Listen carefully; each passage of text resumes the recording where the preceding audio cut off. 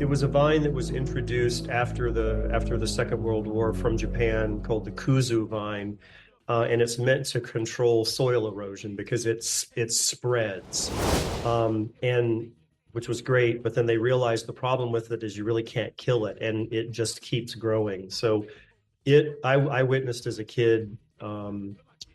Buildings like old tobacco warehouses made out of brick, where the kudzu vines would actually get into the joints of the bricks and actually start to deconstruct the building.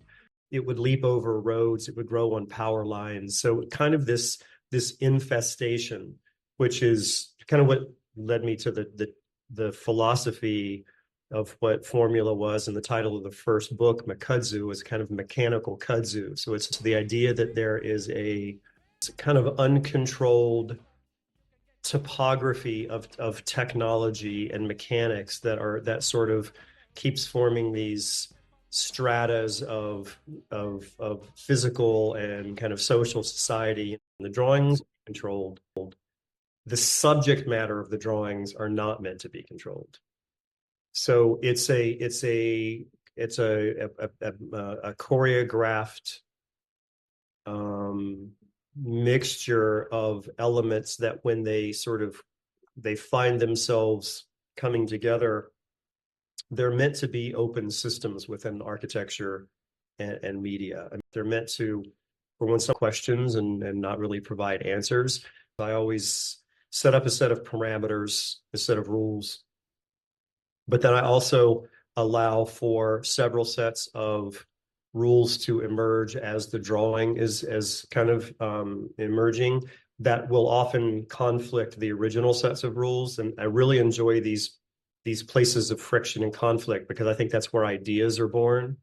I have this kind of philosophy when I'm working on the drawings. I call it the line politics. I think it actually transmits over to how society works, is that when we have opportunities, when we have places of conflict and friction, to come up with solutions that allow for all voices and not kind of suppressing one voice over another voice. And I've kind of learned a way to kind of navigate that through the drawings that I think has led me to looking at some of the typologies on the subject matter on the architectural projects that I pursue. I get really bored really quickly with answers. I mean, architectural projects are interesting, but they tend to have to come to a finality, and that closure for me, just for me, is not of the most interesting place to be in life. I just think life gets a little boring when it's about closing things and not opening things.